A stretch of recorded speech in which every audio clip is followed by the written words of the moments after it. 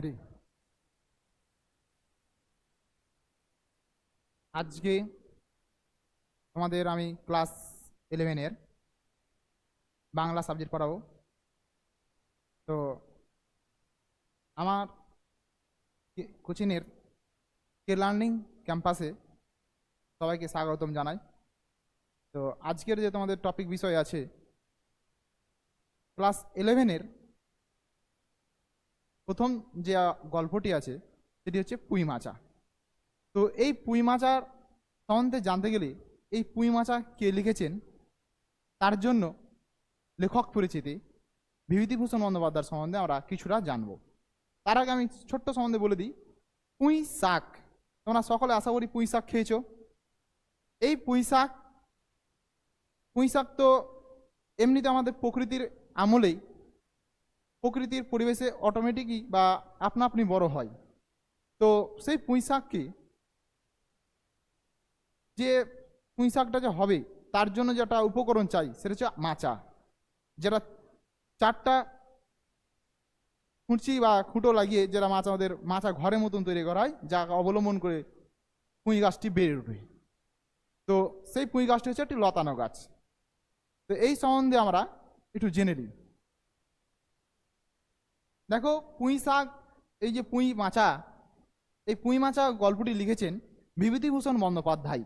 কে লিখেছেন? বিভূতিভূষণ বন্দ্যোপাধ্যায়। কিন্তু বিভূতিভূষণ বন্দ্যোপাধ্যায়ের এই গল্পে ছাড়াও, পুঁই মাচা তো আজকে আমরা পড়বো, কিন্তু পুঁই মাচা ছাড়াও আর কোনো গল্প কি তোমরা পড়েছো? যদি পড়ে থাকো তো বলতে পারো। তা আমি একটু মনে করে দিই। তোমরা ক্লাস 8-এ একটি উপন্যাস ছিল, সেটা হচ্ছে পথের পাঁচালী, তাই না? তার আগে আমি আরো 3 বছর ব্যাকে যাই, পিছনে ফিরে যাই, তাহলে আমরা যাব বিভূতিভূষণ বন্দ্যোপাধ্যায়ের ক্লাস 5-এর তালনবমী বলে একটি গল্প ছিল। তোমরা সকলে আশা করি পড়েছো। সেই তালনবমী গল্পে দেখা যায় যে ক্ষুদিরাম ভট্টাচার্যের বাড়িতে 2টি ছেলে ছিল, নেপাল আর গোপাল, তাই না? তো নেপাল গোপাল তাদের দরিদ্রতা, এই দারিদ্রতার অভাব অনটন তাদের জীবনে কাটছে। বেশ 15 দিন ধরে একটা খরার অভাব চলছে। ঠিকঠাক তারা যে বাড়ির যজমানকে চেয়ে পাচ্ছে না, এটাও আমাদের দেখতে পাই। কিন্তু ওখানেও প্রকৃতির সম্পর্কটা দেখা হয়েছে।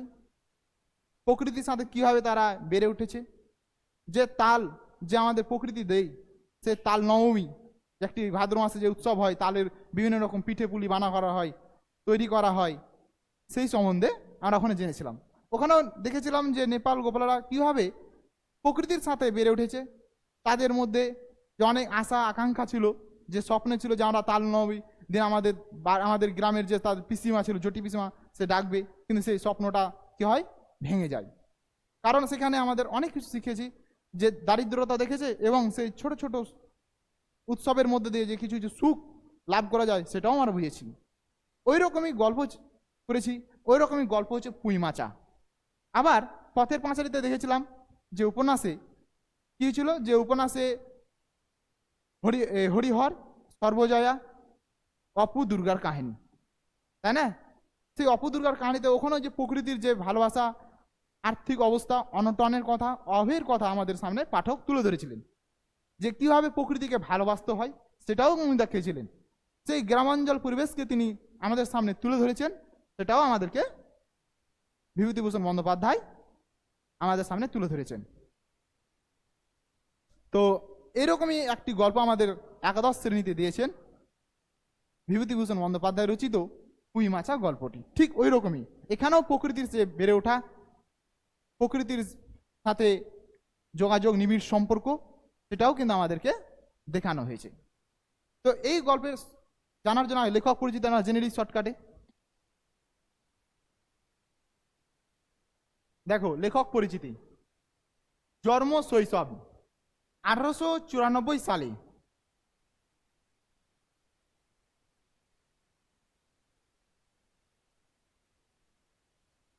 আঠারোশো 12ই সেপ্টেম্বর উত্তর 24 পরগনার ঘোষপাড়া মুরারিপুর গ্রামে মাতুলয়ে তিনি জন্মগ্রহণ করেছিলেন। তাহলে এখানে কিছু প্রশ্ন আসতে পারে তোমাদের।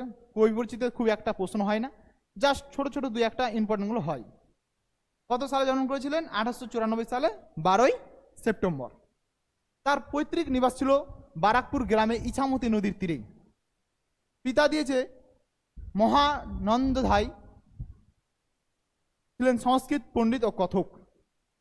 শিক্ষা, তিনি কোথা থেকে শিক্ষা গ্রহণ করেছেন? আমরা যেমন আজকে আমরা এই কে লার্নিং স্কুলে পড়ছি, শিক্ষা গ্রহণ করছি, ঠিক উনি তো কিছুতে যাই শিক্ষা গ্রহণ করেছেন।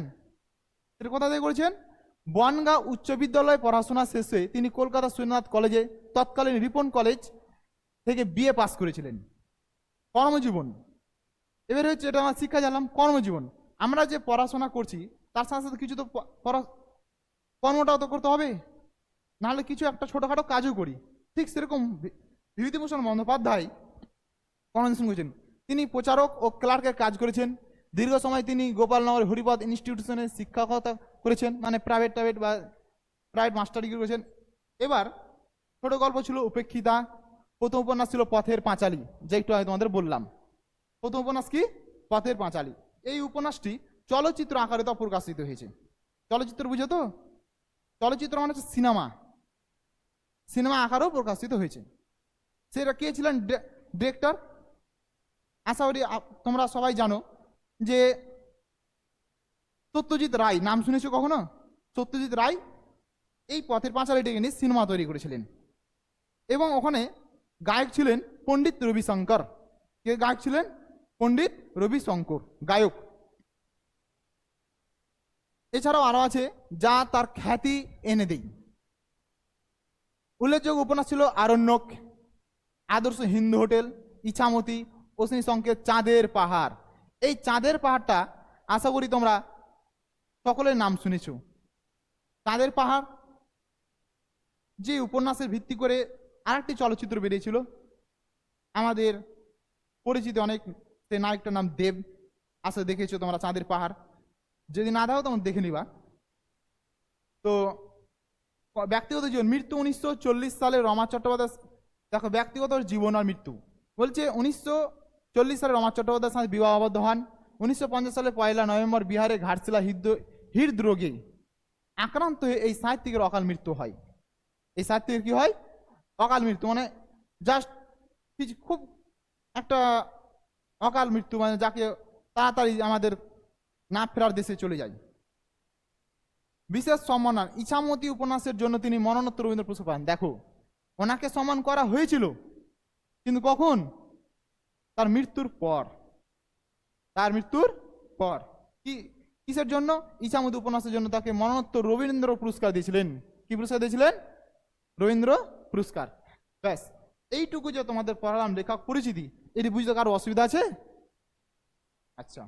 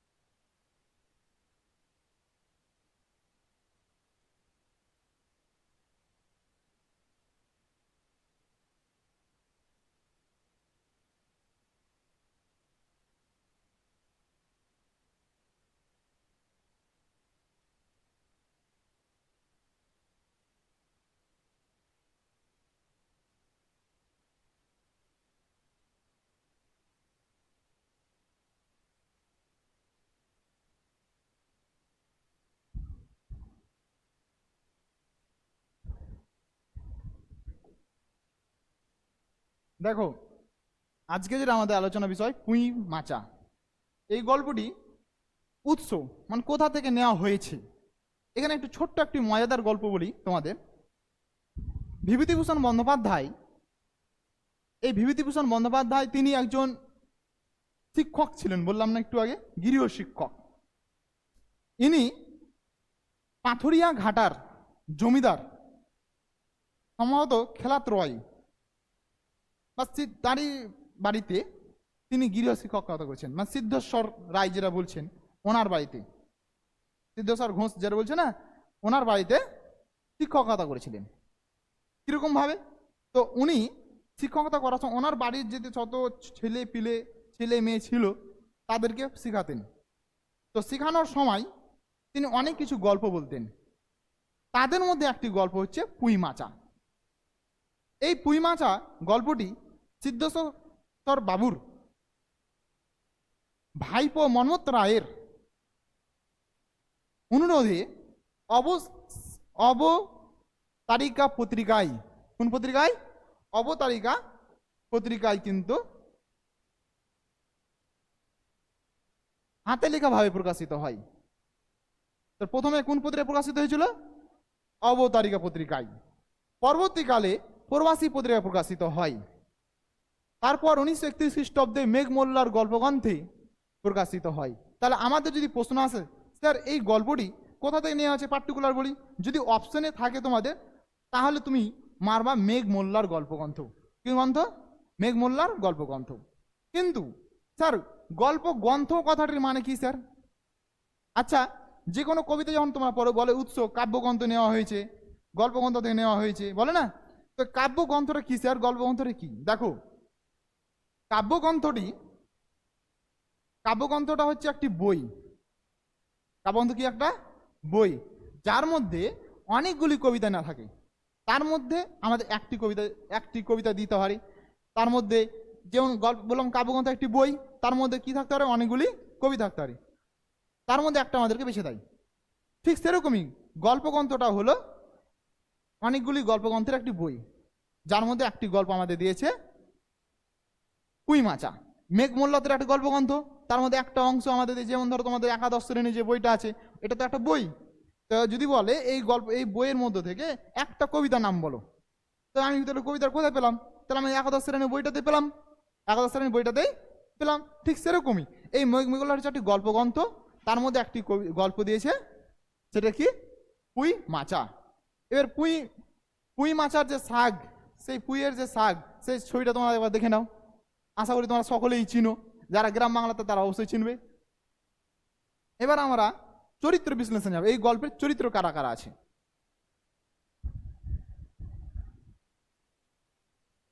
দেখো, তোমরা গল্পটা যদি পড়ে থাকো তোমরা আশা করি জানতে পারো চরিত্রগুলো কে কে আছে। চরিত্র বিশ্লেষণ, এই গল্পের প্রধান চরিত্র যেটা, সেটা হচ্ছে খেন্তি। কি নাম? খেন্তি, কেন্দ্রীয় চরিত্র। মনে প্রশ্ন আসতে পারে যে পুঁই মাচা গল্পের প্রধান চরিত্রর নাম কি? অপশন দেবে খেন্তি, না রাধি পুঁটি, না সর্বজয়া। তখন তোমার অপশনে যেটা জানা থাকবে সেটা হচ্ছে খেন্তি। এইরকম ভাবে তোমাদের প্রশ্ন থাকবে। দেখো, খেন্তি চরিত্র বিশ্লেষণ, মানে খেন্তি কেমন ধরনের মানুষ? ভোজন প্রিয়তা। কেমন ধরনের মানুষ? ভোজন প্রিয়তা, সরলতা, নম্র, বাৎসল্য ও স্নেহ, করুণ পরিণতি তার অবস্থা হয়। কেমন স্যার? কিরকম ভাবে? দেখো, ভোজন প্রিয়তা কেন বলা আছে? তার ভালো মন্দ যে কোনো খাবারের প্রতি, বিশেষ করে পুঁই শাকের চচ্চড়ি খেতে খুবই ভালোবাসে। তাই জন্য বিভূতিভূষণ বন্দ্যোপাধ্যায় ওনাকে বলেছে যে উনি ভোজন প্রিয় মানুষ। বুঝতে পারলো কথাটা? সরলতা, তার মধ্যে সরলতা ভাব আছে। বাৎসল্য স্নেহ, সংসারে তো অভাব অনটন আছেই, সেই জন্য মায়ের কাজে, অনেক কাজে সাহায্য করে। পরিবারের তার কিছুটা দায়িত্বও ছিল, তাই জন্য বলা আছে বাৎসল্য স্নেহ। স্নেহ মানে তার বোনদেরকে খুব ভালোবাসে। করুণ পরিণতি, তার বাল্যবিবাহ হয়। সেই বাল্যবিবাহে একটি রোগে আক্রান্ত হয়ে মারা যায়, যাকে বলা হচ্ছে বসন্ত রোগ। যাকে কি বলা হয়? বসন্ত রোগ। বসন্ত রোগ যদি তোমরা আসলে জানো, সবাই পক্স বলছে সম্ভবত, ওই পক্সে কিন্তু মারা যায়। তাহলে কি লাস্টে তার করুণ পরিণতি কি হয়? তার মৃত্যু। তার কি হয়? মৃত্যু। এই জন্য বলা হচ্ছে করুণ পরিণতি। অন্নপূর্ণা, অন্নপূর্ণাকে এই গল্পে অর্থাৎ পুঁই মাচা গল্পে অন্নপূর্ণা হচ্ছে খেন্তির মা। অন্নপূর্ণাকে খেন্তির মা। ইনি কিরকম মানুষ? দেখো, আমাদের এমনি সাধারণত ভাবো তোমাদের মতন করেই যে মা বাবা আমাদের সংসারের মেন, অর্থাৎ প্রধান কর্তা কর্তৃ। এনারা যদি না থাকে তাহলে আমরা হয়তো সংসার কিছুই হয়তো মূল্য বুঝতে পারবো না, তাই না? কেউ এই দুজনের মধ্যে মা বাবা যদি আমাদের পুরোটাই আমাদেরকে কি করে? আগলে যত্নে ভালো করে আসে। ঠিক সেরকমই এখানে একটি হচ্ছে মা, মা অন্নপূর্ণা। ইনি কিরকম বাস্তববাদী দৃঢ়তা, বাস্তববাদী দৃঢ়তা। তিনি সব কথাগুলো খুব খোলাখুলি বলেন, বাস্তবের সাথে পরিবারের প্রতি কঠোর থাকছেন। আবার বলছেন সংসার সচেতন, এত অভাব এত অনটন, তার মধ্যেও ছেলে মেয়েকে খুব সজাগ করে আগলে রেখেছেন, সংসারে তাদেরকে যত্নে রেখেছেন, এই জন্য সংসার সচেতনতা কথা বলা হয়। প্লাস কঠোর ব্যক্তিত্ব। আমরা কি জানি, আমরা যদি কোনো কাজে ভুল করি বা আমরা যদি না কোনো কাজ করি, আমার মা বাবা তো শাসন করে, তো মা বাবাকে তো একটু কঠোর হতেই হবে। ঠিক সেরকমই এখানে কেন্দ্রীয় চরিত্র, কেন্দ্রীয় চরিত্র খেন্তি, তার মা অন্নপূর্ণা, অন্নপূর্ণা উনি কেমন ব্যক্তি? কঠোর ব্যক্তি। কেমন ব্যক্তি? কঠোর ব্যক্তি। এর মাতৃত্ব ভালোবাসা, এই মাতৃত্ব ভালোবাসা স্যার দেখো, মাতৃত্ব ভালোবাসা এই জন্যই বলছি,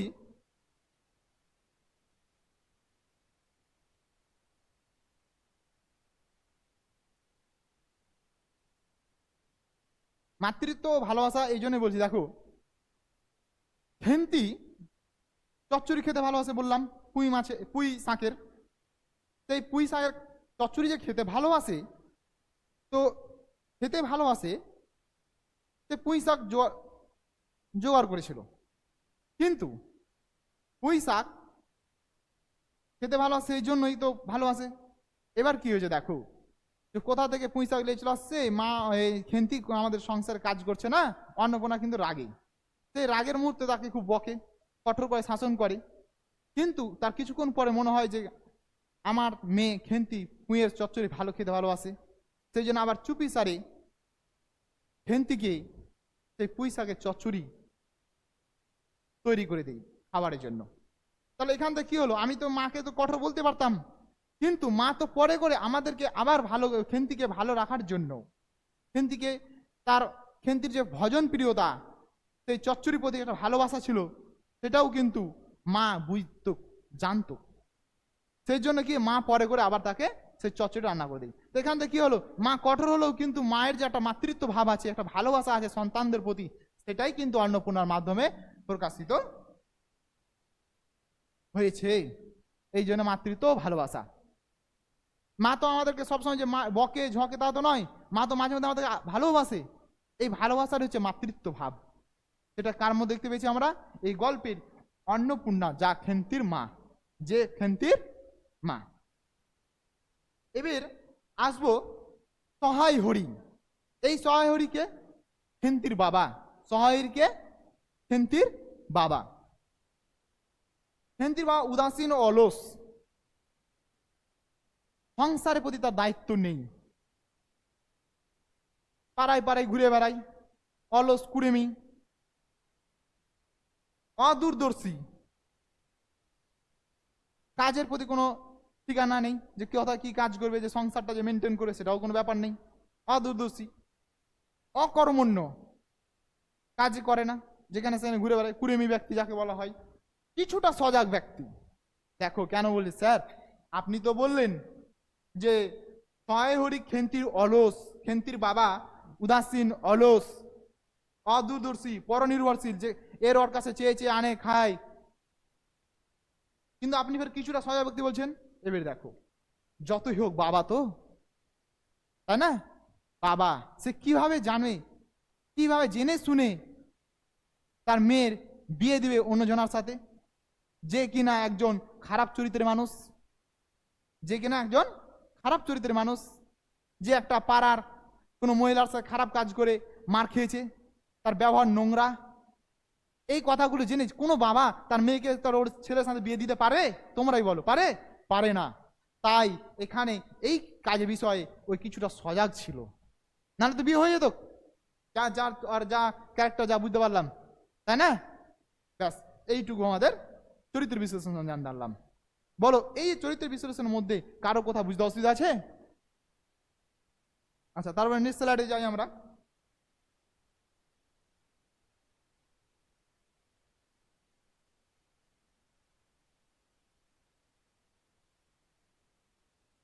পুঁই মাছা গল্পের বিষয়বস্তু। পুঁই মাছা গল্পের বিষয়বস্তুটা আমি এখানে নিয়ে নিয়েছি, কিছুটা বানানে টাইপিং মিস্টেক হতেই পারে।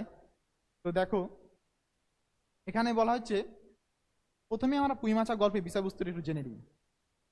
যখন আমরা এই গল্পটি পড়তে যাব,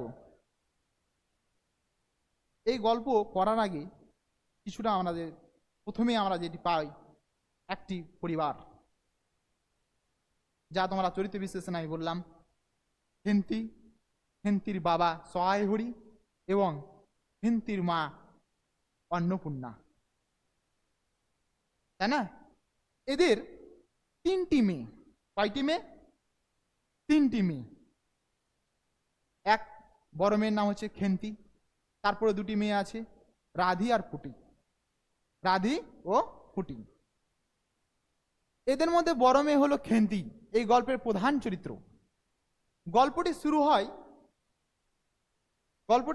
হয় শীতের সকালে। গল্পটি শুরু হয় শীতের সকালে। আমাদের তো 6টা ঋতু, তার মধ্যে একটি শীতকাল। তো এই শীতের সকালে সহায় হরি ও অন্নপূর্ণার কথোপকথনের মধ্য দিয়ে, কিসের মধ্য দিয়ে?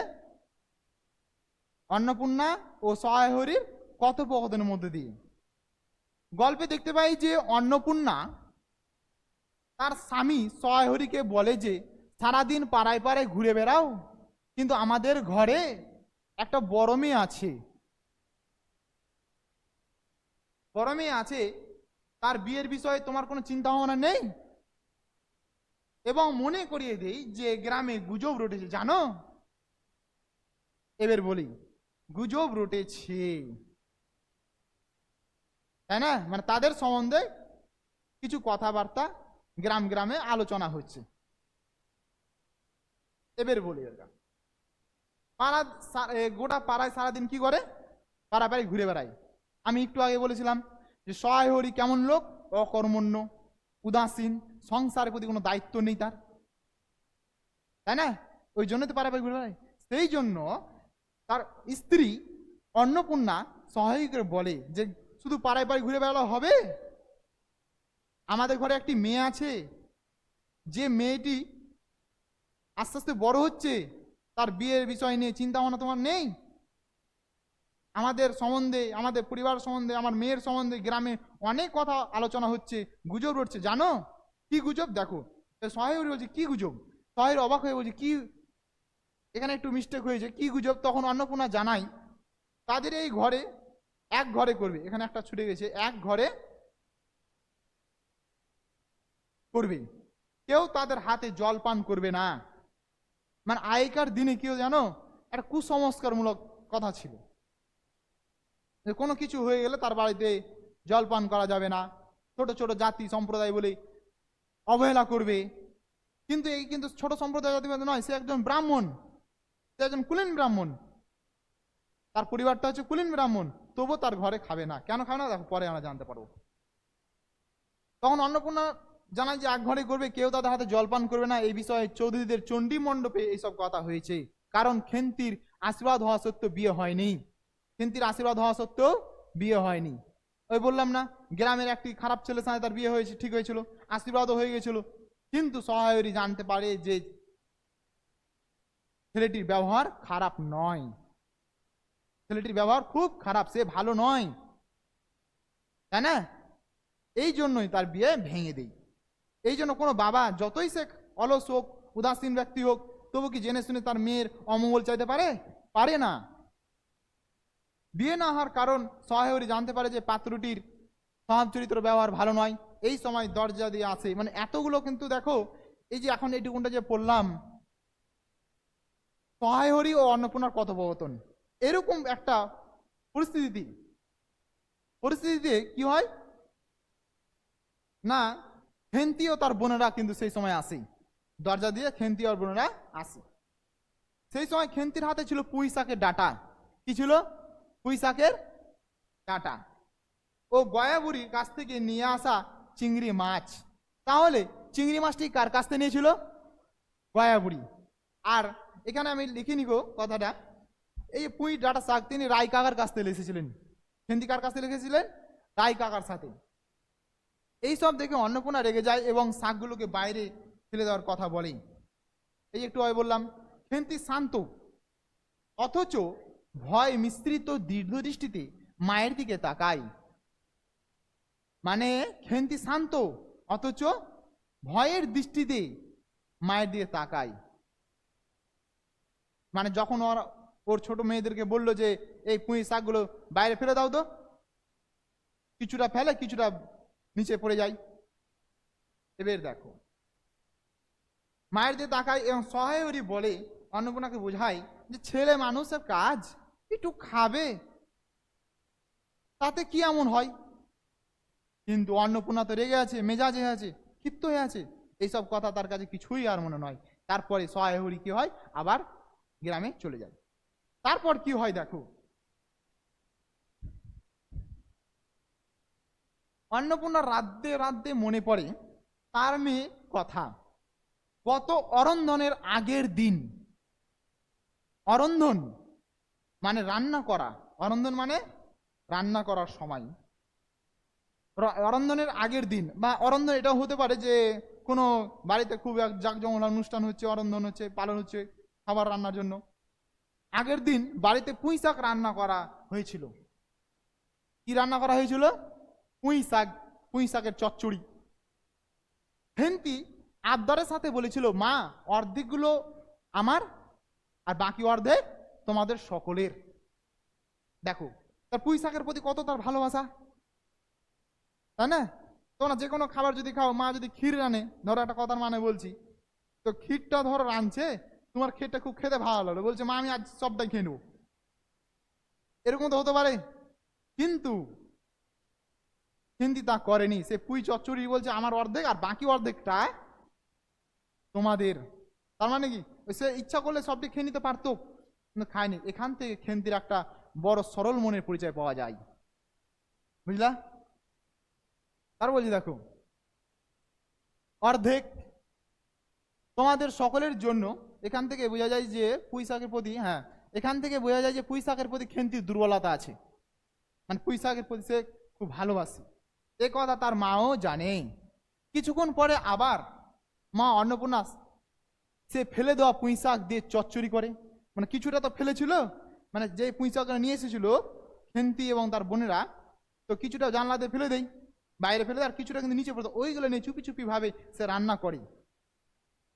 এবার দেখো, এবং সে আনন্দের সাথে খায়। এখান থেকে অন্নপূর্ণা মাতৃত্ব ভালোবাসা প্রকাশ পায়। এখান থেকে অন্নপূর্ণার কি প্রকাশ পেল? মাতৃত্ব ও ভালোবাসা।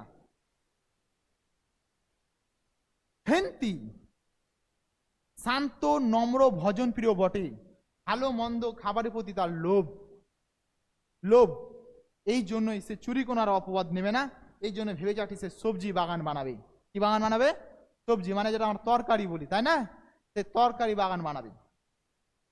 তো ছোট বোনকে নিয়ে ভাঙা প্রাচীরের ধারে জমিটাই গজে ওঠা জঙ্গল পরিষ্কার করে, তারপর সেখানে সবজি বাগান করে আনন্দে তার মাকে দেখাই, আনন্দে তার মাকে দেখাই।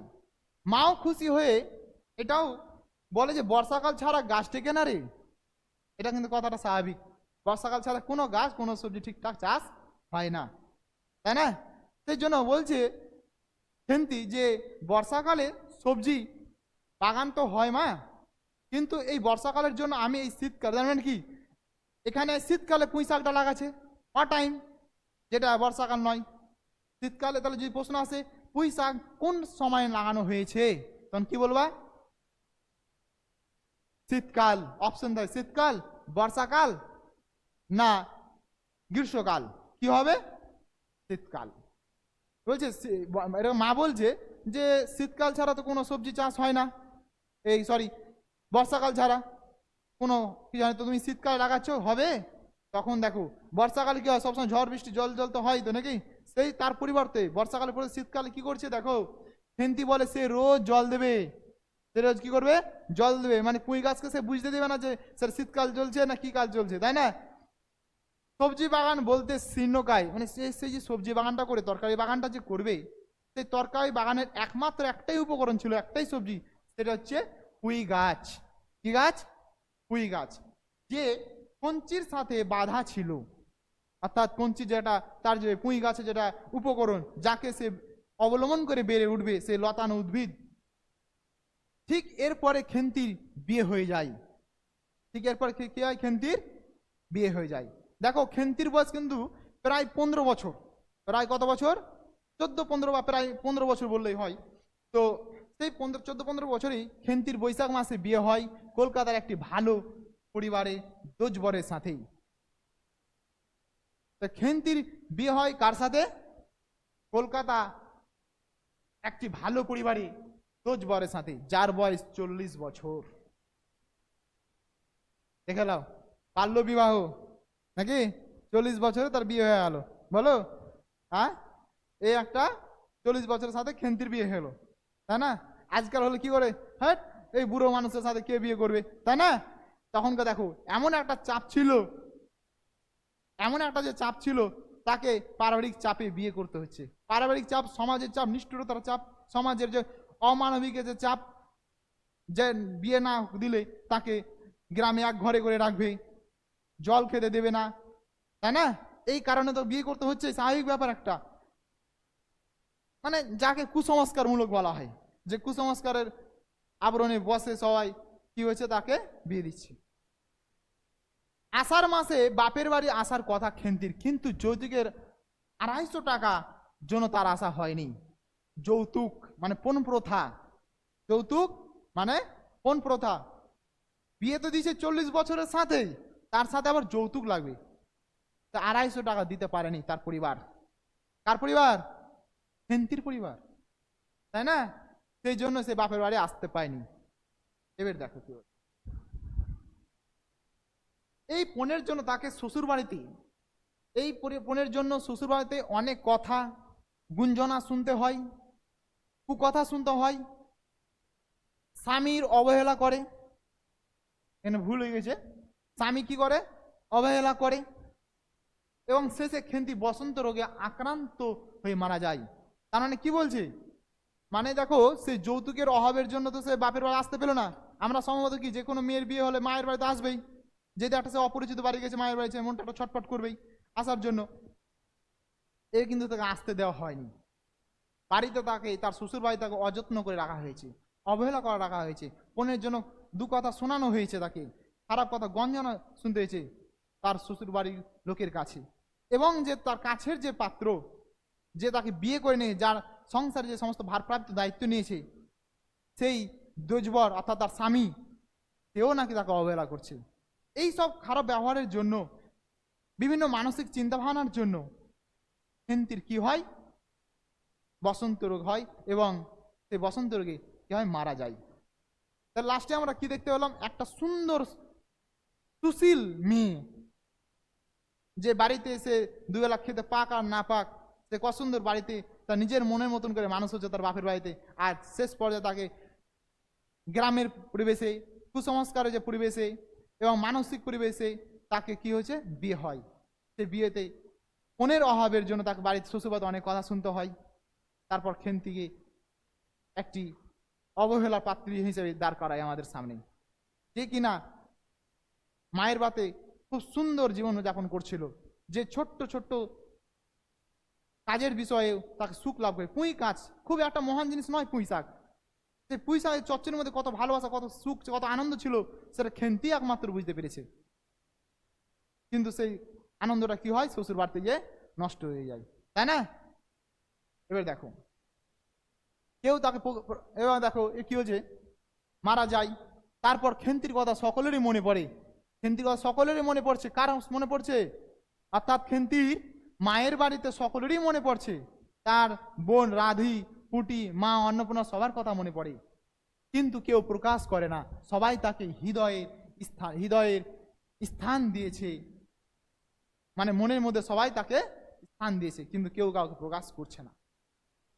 বছর শেষে দেখো আবার পুঁই শাক রান্না করা হচ্ছে। বছর শেষে কি হচ্ছে? আবার পুঁই শাক রান্না করা হচ্ছে।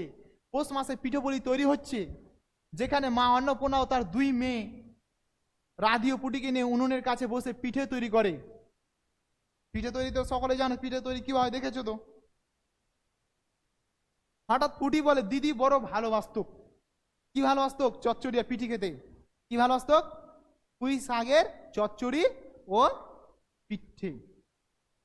পিঠে খেতে ভালোবাসতো পৌষ সংক্রান্তিতে, আবার কি চচ্চড়ি খেতে ভালোবাসতো। আমার সেই শীতকাল, দেখো ফের আমার শীতকাল কিন্তু, তাই না? এবার দেখো কি হয়েছে, হঠাৎ পুটি বলে দিদি বড় ভালোবাসতো। হঠাৎ পুটি বলে দিদি বড় ভালোবাসতো। কি ভালোবাসতো? পুঁই শাক খেতে। এই কথার পর সকলের দৃষ্টি যায় দেওয়ালের কোণে লাগানো পুঁই গাছের দিকে। পুঁই গাছটি মাচা জুড়ে বেড়ে উঠেছে বর্ষার জল, কার্তিক মাসের শিশির নিয়ে কচি কচি সবুজ ডগাগুলো মাচাতে সব ধরে না। দেখো এই কথার পর, এই কথার সকলের দৃষ্টি, মানে পুটি এখন তো সবাই তো মনে মনে মনে মনে পুটির কথা চিন্তা করতো, কেউ প্রকাশ করতো না। যখন খেন্তির কথা চিন্তা করতো, কিন্তু কেউ কাউকে প্রকাশ করতো না, মনে স্থান দিত। যখনই সে পিঠে রান্না করার সময় পুটি বলে যে দিদি বড় ভালোবাসতো, দিদি বড় ভালোবাসতো, এই কথার পর সকলের দৃষ্টি যায় কোথায়? ওই প্রথম শীতের সময় পুঁই গাছ লাগিয়েছিল না সেই দেওয়ালের পাঁচিলে, সেখানে করে। কারণ সেই পুঁই গাছটি কে লাগিয়েছিল? খেন্তি। সেই পুঁই গাছটি কার্তিক মাসে শিশির বর্ষার জলে আবার পরিপূর্ণ হয়েছে, লাবণে ভরে উঠেছে, কিন্তু সেই পুঁই শাক মাচাতে ধরছে না বলে নিচে লুটিয়ে পড়ছে। ঠিক সেরকম হৃদয় আবরণে মানুষ হয়েছে কে? খেন্তি। পরিবেশে তার মানুষ হয়েছে, কিন্তু তাকে অবহেলার পাত্রী হিসেবে আবার তাকে পুঁই শাকের মতন। পুঁই শাক কি হয়, আমরা যখন তার সব কিছু খেয়ে নিই, পুঁই শাকে কি করে আবার তাকে উঠিয়ে টুটিয়ে ফেলে দিই না, আবার নতুন করে পুঁই শাক চাল হয়। কিন্তু সেই জন্যই পুঁই শাকের সাথে লেখক বিভূতিভূষণ বন্দ্যোপাধ্যায় খেন্তির তুলনা করেছেন। কার তুলনা করেছেন? খেন্তির। যে পুঁই শাক এর মতন সে খেন্তিও আজ অবহেলার পাত্র হিসাবে পরিচিত হলো, এবং লাস্ট শেষ পর্যায়ে কি হলো, সে মারা যাচ্ছে। দেখো মাথা থেকে দুলছে সুপুষ্ট নধর প্রবর্ধমান জীবনের লাবণ্য ভরপুর। অর্থাৎ এখান থেকে বোঝা যায় যে পুঁই শাক খেন্তির জীবনের একই রূপ। পুঁই শাক ও খেন্তির জীবন একই রূপ। কেন বললাম? একটু আগে বললাম যে পুঁই শাক আমরা যখন খাওয়া শেষ হয়, যখন লাস্টে মোটা মোটা পেকে যায়, তখন আমরা কি করি? ফেলে দিই উপরে উপরে। ঠিক সেরকম খেন্তিরও ওই একই অবস্থা হয়েছে। ওই পুঁই শাকে ফেলে দেওয়া আর দিয়ে খেন্তি মৃত্যু হওয়া প্রায় একই সমান। গল্পকার অসাধারণ কৌশলে খেন্তিকে পুঁই শাকের সাথে ফুটিয়ে তুলেছেন। গল্পকার এই খেন্তির সাথে আর পুঁই শাকের সাথে আমাদের সামনে অসাধারণ কৌশলভাবে তুলে ধরেছেন। এইভাবে পুঁই মাচা গল্পটি আমাদের কাছে সার্থক হয়েছে, নামকরণ ব্যঞ্জনাভাবে ফুটে উঠেছে। শেষ। এইটুকু তোমাদের আজকে বিষয়বস্তু পড়ালাম।